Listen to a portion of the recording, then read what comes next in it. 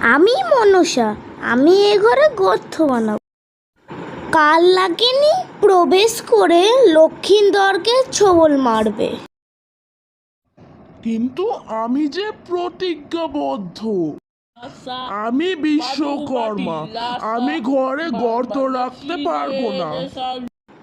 তুমি আমায় গর্ত বানানোর উপায় বানিয়ে দাও।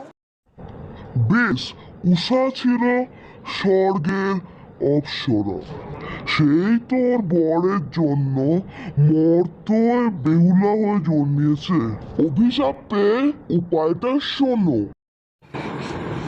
এ কি হলো তোমার স্বামী?